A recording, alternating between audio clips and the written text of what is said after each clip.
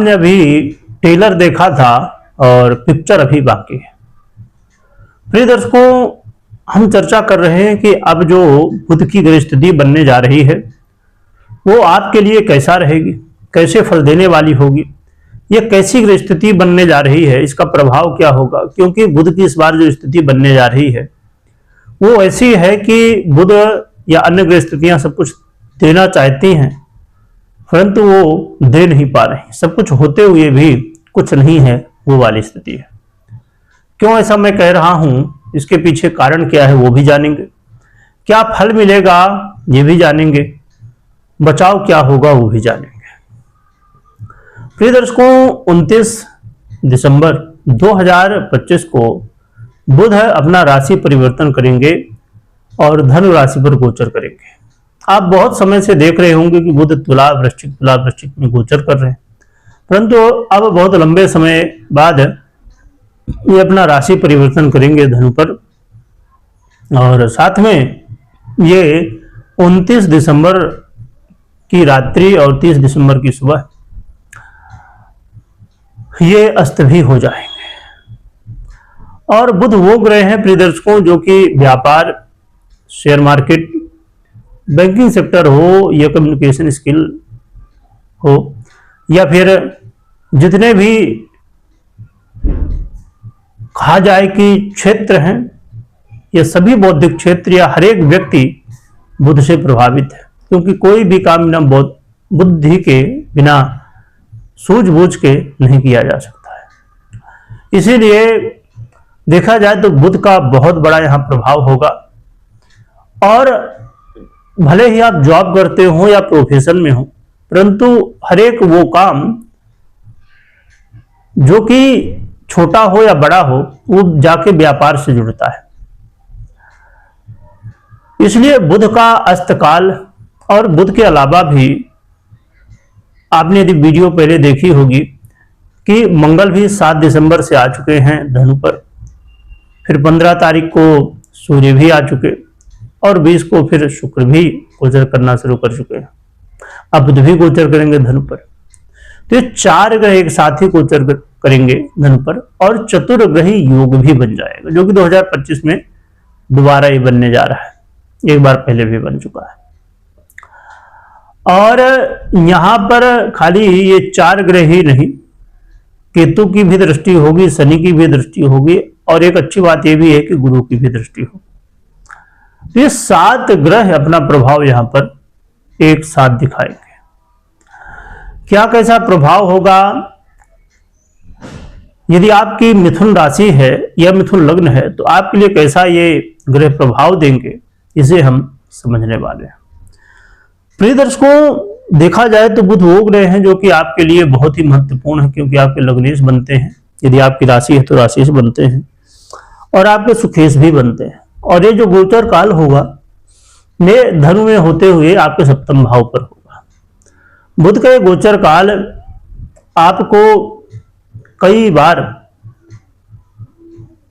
ये याद दिलाएगा कि आप जल्दबाजी में कुछ भी मत करिए, क्योंकि जल्दबाजी में कुछ भी कार्य करेंगे, निर्णय लेंगे तो कहीं ना कहीं उससे नुकसान हो सकता है।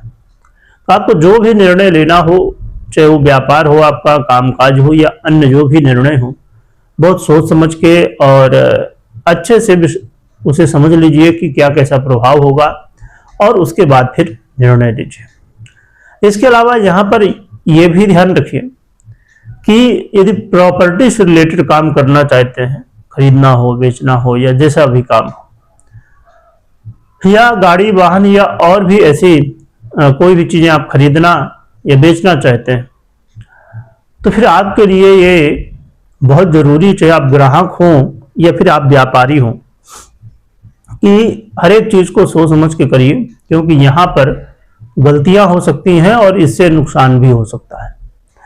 तो आपको ये ध्यान रखना है, किसी के ऊपर आंख बंद करके भरोसा बिल्कुल भी नहीं करना है, क्योंकि यहाँ पर ये देखने को मिलने वाला है कि हो सकता है कि जिसके ऊपर आपको बहुत ज्यादा विश्वास हो वही व्यक्ति धोखा दे। तो आपको जरूर इस बात का ध्यान रखना है। जो कि बुध आपके लग्नेश होते हैं और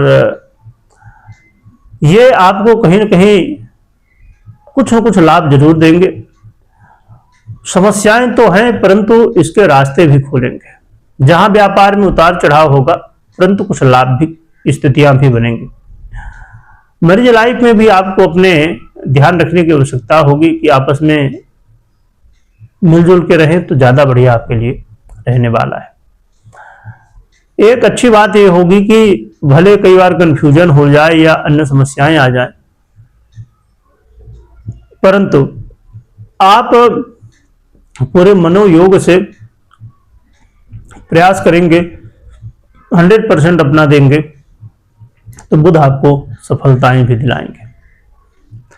इसके अलावा यहां पर आपको यदि स्किन प्रॉब्लम होती है या और भी ऐसी समस्याएं, मानसिक तनाव इत्यादि बना रहता है या मानसिक कोई बीमारी है, तो आपको विशेष ध्यान रखना है, स्वास्थ्य का भी ध्यान रखना चाहिए। देखा जाए तो बुध के बहुत अच्छे प्रभाव नहीं है, जो कि यहां पर आप विचार यदि करेंगे तो कई सारे योग बन रहे हैं। बुधादित्य योग भी बन रहा है, लक्ष्मी नारायण योग भी बन रहा है ना, और इसी तरह चतुर्ग्रही योग भी बन रहा है। तो इन योगों के प्रभाव से आप इनको यदि एक्टिव कर सके, बुध अस्त है, बुध को बल दे सके, या तो आपकी कुंडली में बुध बहुत अच्छी स्थिति में हो, तो फिर बुध के अच्छे प्रभाव भी मिल सकते हैं। इन समस्याओं की जगह इनसे जुड़े हुए बेनिफिट हो सकते हैं। तो जरूर चेक करिए कि कैसे हैं बुध आपकी पर्सनल कुंडली में।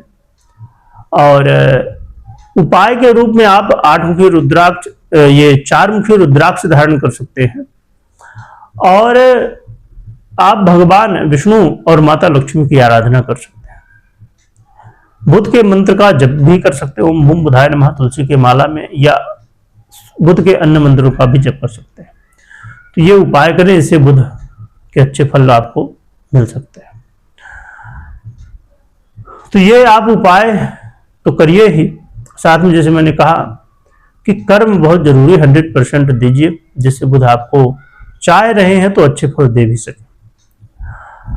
कमेंट में जय लक्ष्मी नारायण भगवान लिखिएगा और खूब स्मरण करिएगा। कोई निर्णय लेना हो तो पर्सनल कुंडली विश्लेषण के बाद ही निर्णय लीजिएगा। वीडियो देखने के लिए बहुत बहुत धन्यवाद।